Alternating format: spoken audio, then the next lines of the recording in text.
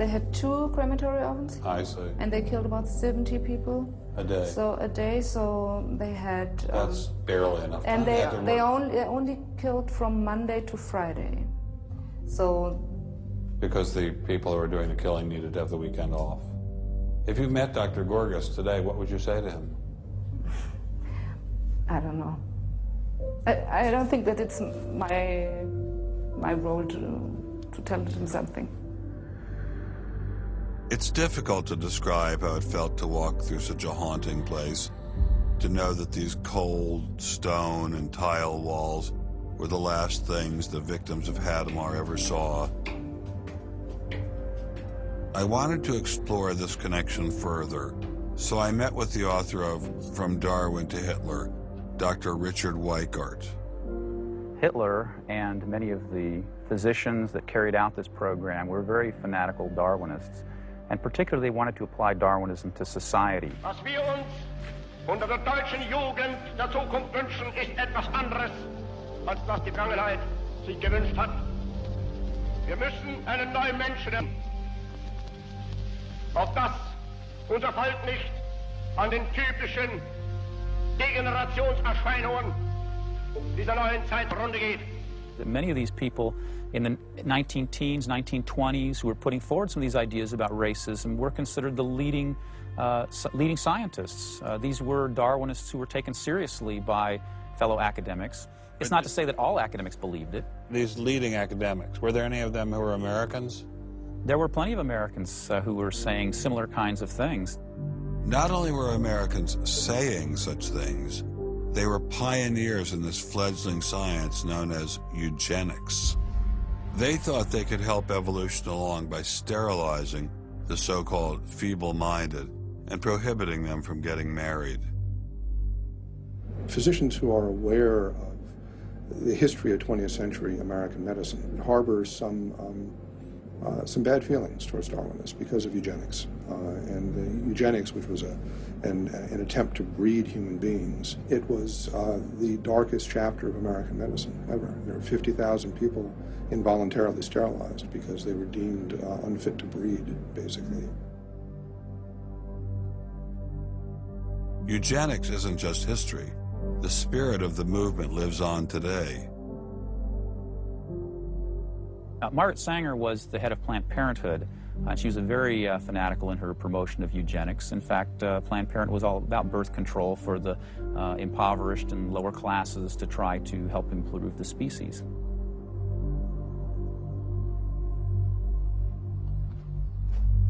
From Hadamar, I traveled with Dr. Weikart to Dachau, where the Nazis applied the ideas of eugenics on a massive mechanistic scale. When it was a fully functioning concentration camp, and what was the purpose of it? I mean, part of it was to repress political enemies. What was the rest of the purpose?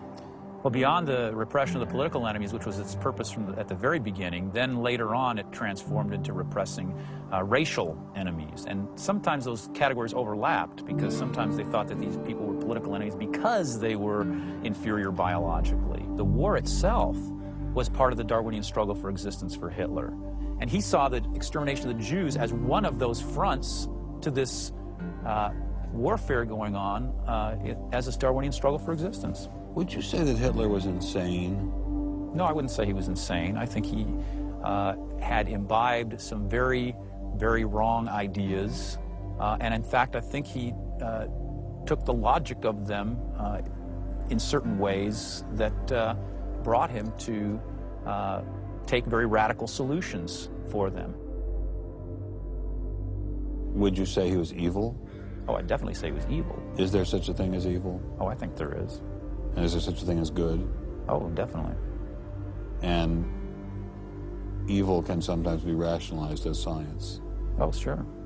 And evil can sometimes be rational. When it's rationalized as science, and I think when it's rationalized in this particular way in particular, I think Hitler thought he was doing good. He thought he was doing good? Oh, I think so. He thought he was benefiting. He thought he was benefiting humanity by driving evolution forward and creating a better humanity.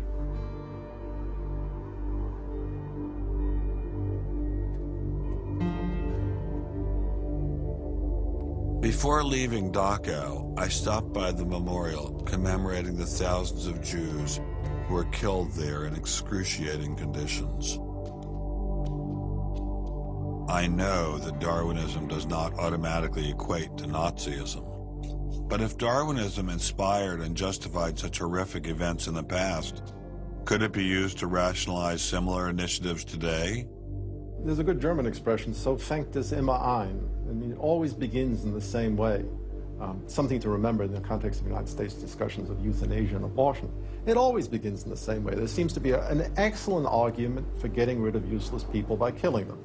Or at least it seems excellent to the people advancing the argument. It's a love affair with death, and the euthanasia and this movement going on, which I find appalling. And the idea is that immediately rid our society of anybody who might be a drain, and think of people in economic terms. And I think that's where some of the Darwin fits in. Actually, it's just a devaluing of human life.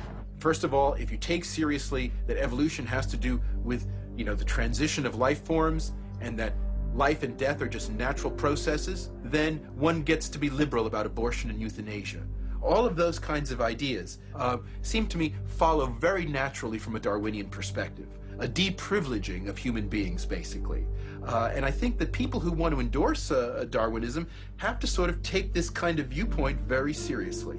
And when we see an elite, and it is an elite that controls essentially all the research money in science, saying there is no such thing as moral truth, science will not be related to religion. I mean, it's essentially official policy of the National Academy of Science that religion and science will not be related. I mean, hey, that cuts off a lot of debate, doesn't it? What's going to happen if this doesn't change? Well, I think we're watching it happen, aren't we? I needed time to think, so I traveled to the birthplace of this idea.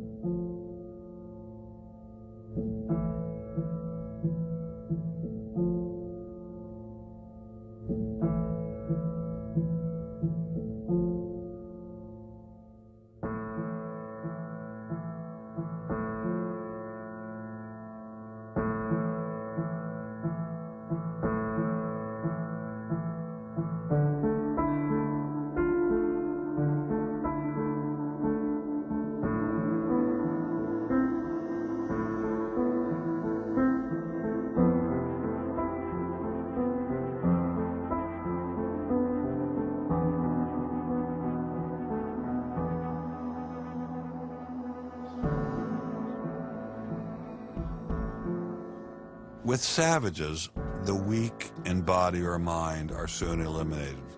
We civilized men, on the other hand, do our utmost to check the process of elimination.